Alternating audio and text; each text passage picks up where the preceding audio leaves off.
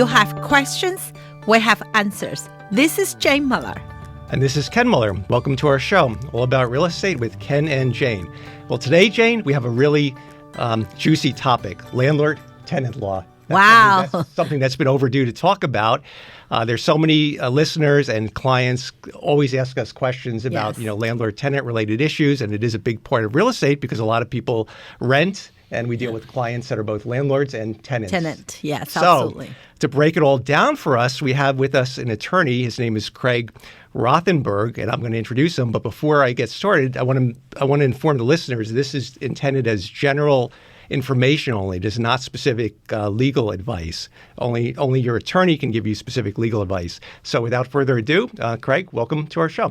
Thank you very much for having me. Yeah, great. So tell us about what your firm, what types of services your firm does. Sure. We are a civil litigation practice that also focuses on transactional work as well. So that would be personal injury, general litigation, business disputes, residential commercial real estate, landlord-tenant work as well. Things we don't do criminal law, we don't do family law, we don't do bankruptcy or immigration. So those four issues we mainly stay out of. So it's everything on the civil side. Okay, great. And why don't you please give your phone number in case any of our listeners want to get in touch with you? Sure. Thank you very much. Our phone number at the office is 732-247-5002, and you could visit our website for more information at www.rothenbergesq.com. Okay, cool. All right. So we're going to talk about landlord-tenant, so we can't cover all the other services you do in the short time we have on the show. Sure. So let's start with the basic thing of a lease. As realtors use the NJAR residential lease, which is approved, which is allowed. Realtors are allowed to fill in the blanks and then present that to the landlord or tenant, and that can serve as the basis for the lease. But if a landlord or tenant don't have a realtor, please, do you have some advice of how the lease should be drafted and things that should go into a lease? Yeah, sure. So in cases that I've seen where they've even used the NJAR form lease, one of the issues that I've seen with that lease agreement is that it doesn't contain a clause that's very important for landlords. And that clause is one that states that all legal fees, attorney's fees, and costs can be charged as additional rent in the event the tenant breaches the lease and the landlord has to file. If it doesn't contain that magic language saying that those can be charged as additional rent, then the landlord can't include them in the eviction complaint. So, for example, if the tenant's behind on 2 months' rent, the rent is $2,000 a month, and the landlord is and the attorney's charging $1,000, you can't now add that $1,000 into the eviction complaint that the tenant has to pay because the lease didn't contain that required language. Recent amendments to the NJR lease is now showing that important clause has been included. So if you are using a realtor, I'm confident that they would use, a good form now. But if you're not using a realtor, you could go online and try to find the NJAR form, but you may not actually be using the right one or the most updated one. So I would recommend that you hire an attorney. It's a fairly simple process. My office, we do it all the time. We have a residential lease form that we customize for every client because, there's things that need to be tailored. For example, utilities, heat, water, who pays. So those are just one example of things that we would customize on that specific lease agreement. Mm-hmm. I think in the past, even we had the NJR standard lease from the Realtor Association.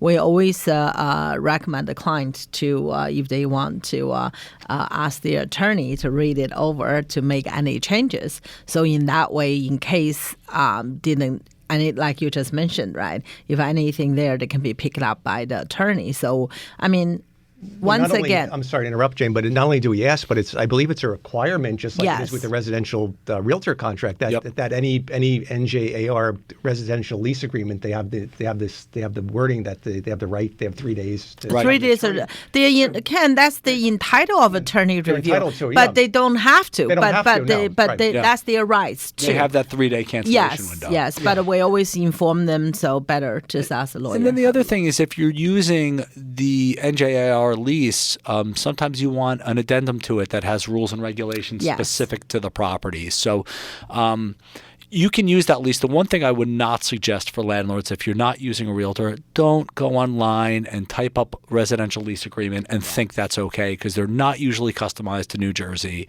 And New Jersey is pretty particular as to the things that can and cannot be in a lease. So I would just recommend either have your realtor put it together and send it over to an attorney, or if you don't have a realtor, send it to an attorney to begin with. I think you're absolutely right. Recent years during the pandemic, there's a lot of issues with the landlord and tenant payment. Yep. And a lot of landlords learned the lesson when the handshake or just simple copied from online, actually it really doesn't stand much in court. So yeah, that's always do the things right at the beginning. The other reason, it's not just the lease agreement that I think you probably need help with, either from a realtor or an attorney.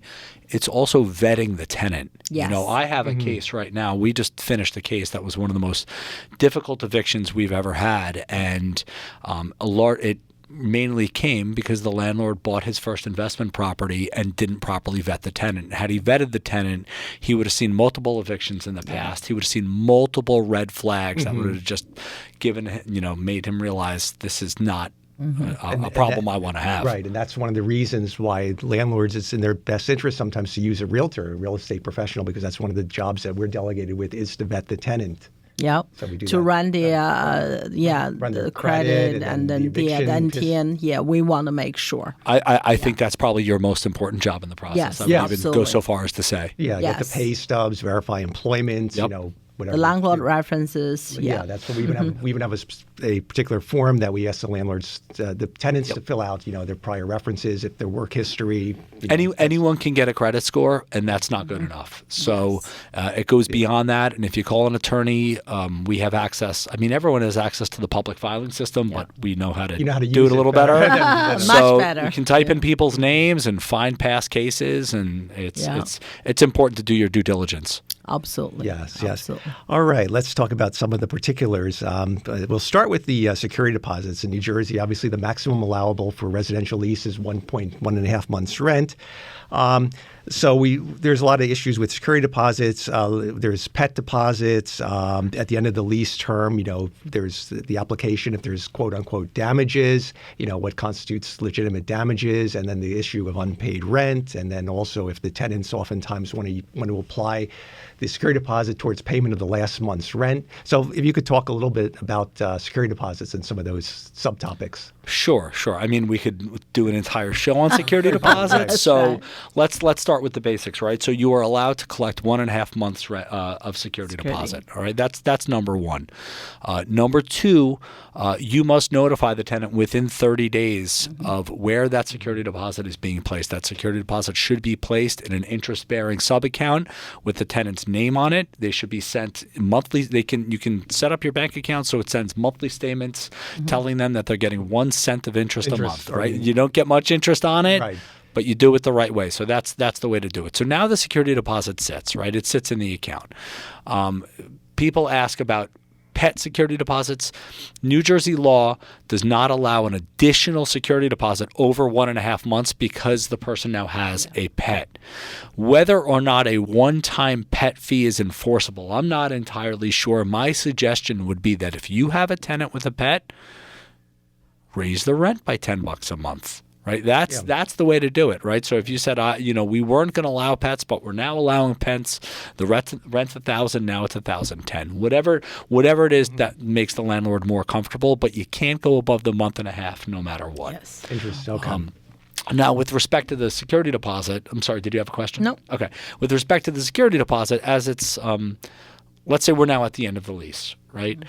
If there is an outstanding balance, then you are allowed to apply the security deposit towards the outstanding balance. The problem is now, let's say there's damage to the premises, right? That's the most common thing that we see.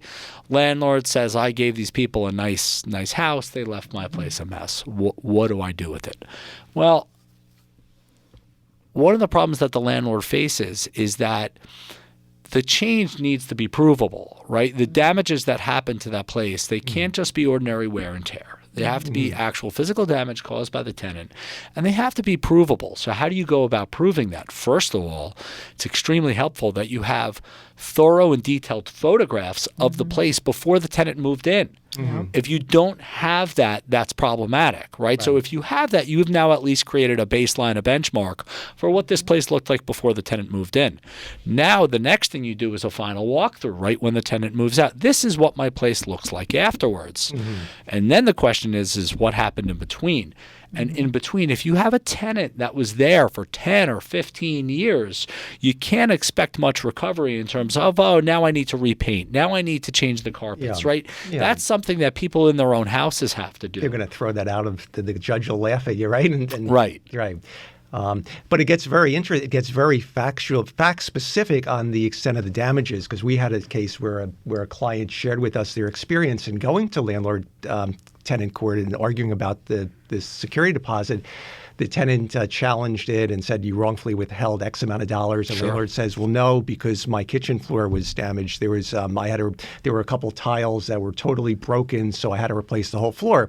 And in this particular case, the judge looked at the fact pattern and said, well, that may be true, but I'm going to prorate it. So you had to replace 10 square feet of the 100 square foot floor. So you're entitled to 10% of the floor cost. I'm not going to let you, Mr. Landlord, better yourself by it. So they looked at it very conservatively from the tenant's perspective.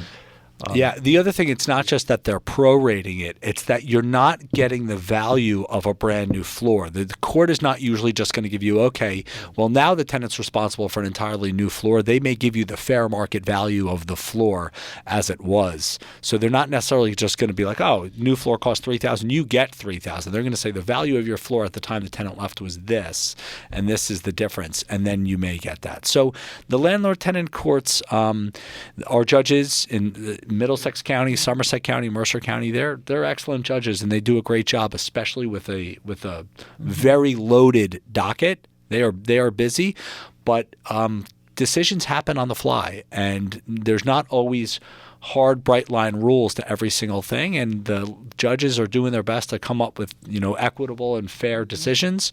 But you really never know what's going to be charged. And that's why I recommend when a landlord has a tenant that's left and they turn to me and they say, Craig, should I give them back their security deposit? You need to be careful. And the reason you need to be careful is because any amount that's been wrongfully withheld, you get charged double damages and legal fees on.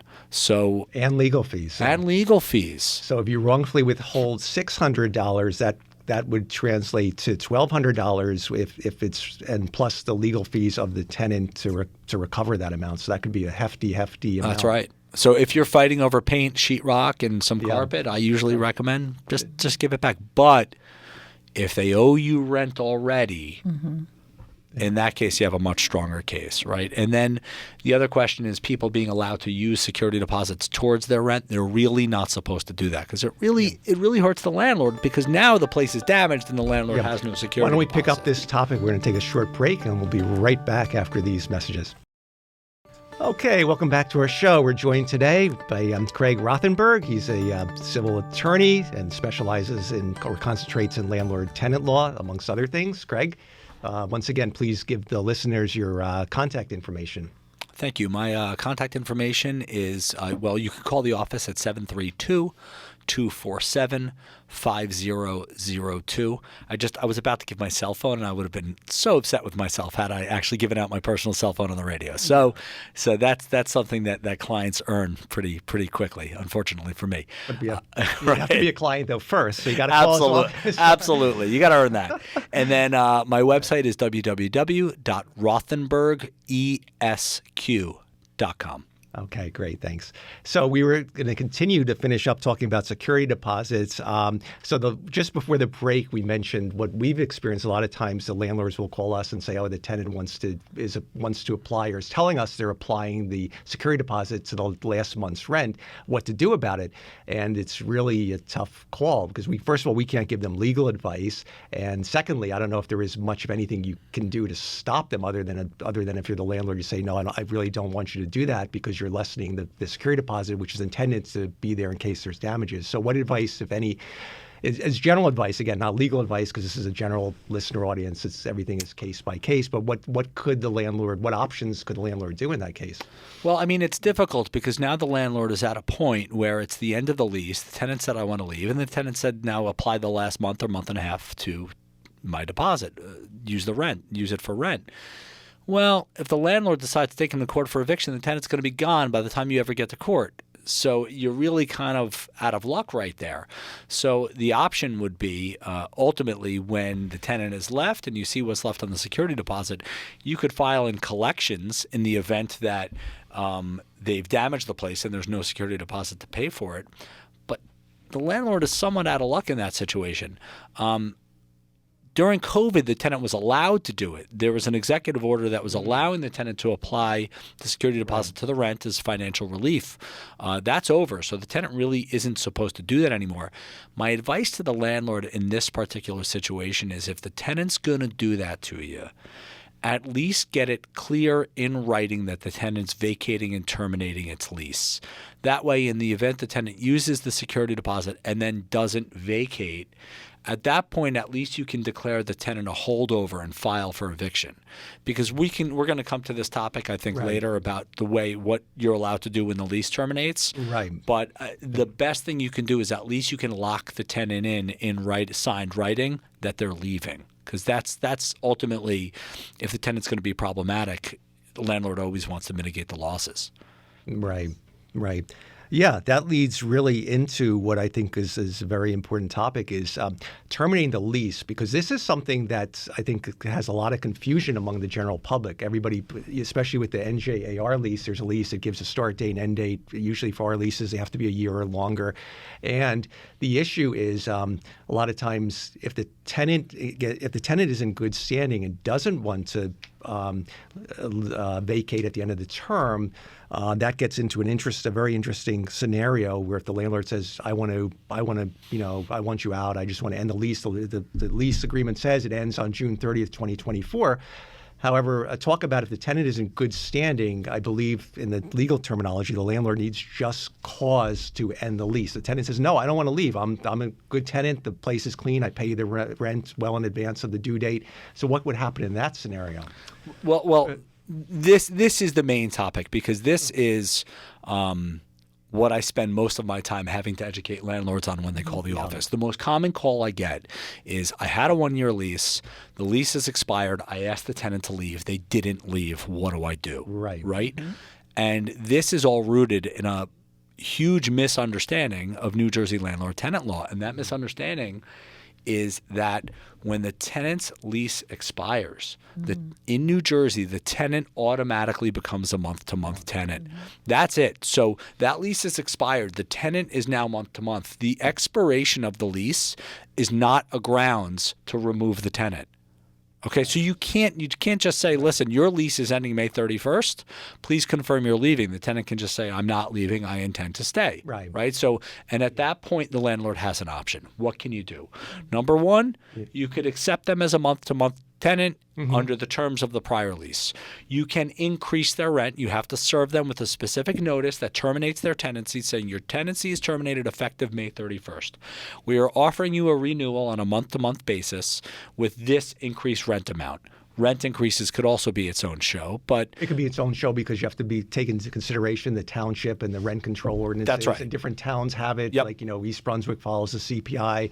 Certain towns have it by the statutory, and certain towns don't have anything. Right. So there's no New Jersey state law that controls rent increases, so you're subject to municipals. So people call me all the time, and my answer, unfortunately, is I have to look at the municipal code and get back to you. Walking cycle. Right. So some of the towns I know, some of them I don't, but you're always going to be held to what's called the unconscionability standard. So if the rent increase is unconscionable, at that point, you're not going to be able to do it. And I usually look at unless there's been no rent increases for a very long time, anything over 7 to 10%, I think you're now getting into dangerous territory, even though most rent control ordinances are usually 2.5%, 3%, something like that.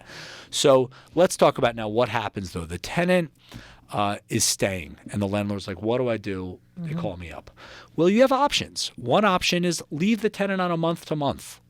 Okay? Right.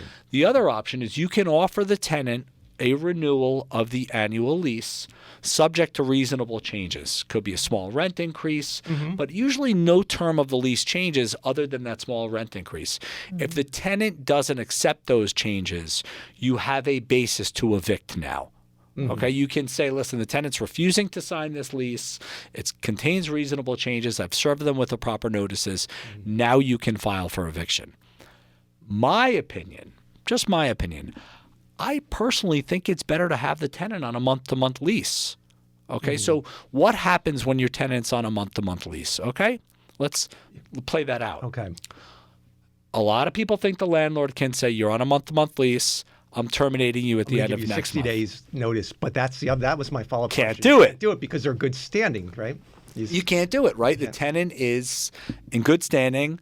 Their month-to-month lease automatically renews. So the landlord can't do that. What it does, the month-to-month lease, it allows the tenant, it's an advantage to the tenant, it allows the tenant to terminate on a month's notice. So the tenant can say, listen, I found another place, I'm buying a house, I don't want to live here anymore, I'm leaving at the end of next month.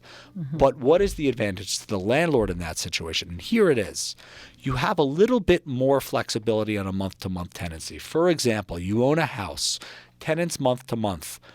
God forbid you get divorced, family tragedy, something like that. You or a family member needs somewhere to move in. You can now terminate their tenancy on 2 months' notice, and then you're allowed to move in at that point. If they don't leave, you can file for eviction. Now, because that's one of the reasons for just cause if a family member, immediate family member needs to move back into the unit, right? That's right. That's one of the Right. So that allows you to get in. Now I get calls all the time from landlords saying, can I just say that I want to move in? That's what we're leading to. No, we get those too, and that's not just that's fraud. I always advise against it. The penalties are severe. I don't remember what they are off the top of my head. I think there's a double damages, paying relocation fees, etc. So there's a lot of exposure for that if you lie. You need to actually move in, bona fide residence, live there for at least 6 months. But the point is that the tenant being on a month-to-month lease, even though it gives the tenant the right to terminate, it at least gives the landlord some flexibility. If the tenant is on a written annual lease, that lease is going to control, and you can't terminate it for if you wanted to move in or something like that. And here's where it gets a little bit tricky. Oftentimes the associations for the landlords require an updated lease addendum. They say, "Oh, your lease expired on May 31st. Where's the renewal?"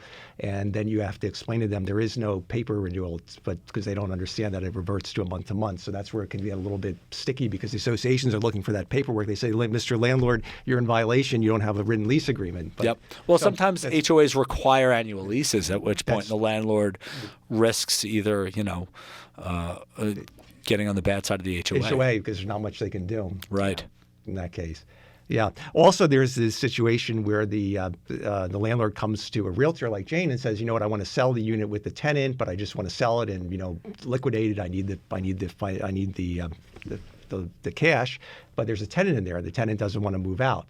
But would that be just cause for the tenant to have to move out?" I'm glad you brought that up because that's another reason why it may be advantageous for a landlord to have them on a month-to-month. Okay, so let's talk about the situation where the landlord said, "You know what? I'm looking to retire. I want to sell this property," right? If the tenant is on an annual lease, if it's on an annual lease that goes until January 31st, that tenant comes with the property when you sell it, right? They are locked into a lease. That lease needs to be assigned to the new landlord, and you need to have a buyer who wants to own an investment property. But if that tenant is on a month-to-month lease and your potential buyer has certified that he or she intends to personally move into the premises, you can now terminate it on 60 days notice. So you tell your tenant, listen, we are under contract. Buyer has certified that I intend to move. He or she intends to move in. Your tenancy is terminated in 60 days, end of 2 calendar months. That's it. So I think in a lot of situations it's very advantageous to keep the tenant month to month. Yeah, I did not realize that the law extends a law for just cause for a buyer that wants to occupy I didn't realize that would trump the tenants on a month-to-month lease. They would have to Absolutely vacate if requested to. That is so. Yeah, that is a really cool, interesting topic. Yeah, we are out of time. Really quick before we go, Craig, we're going to have to ask you to come back next week because we didn't get to talk about evictions and so many other topics. So, but once again, please give your contact information for the listeners out there, and thank you again for appearing on our show. Thank you very much for having me. I was flattered to be asked and really enjoyed being on here. So I look forward to next week as well. If you have any questions, you can call our office at 732-247-5002. Our office is at 93 Bayard Street in downtown New Brunswick, and our website is www.rothenbergesq.com. Please feel free to call us if you have any questions at all in any civil matter. We are here to help. Thank you. Thank you again, Thank Craig. you. We'll see everyone next week. Bye now. Thank you.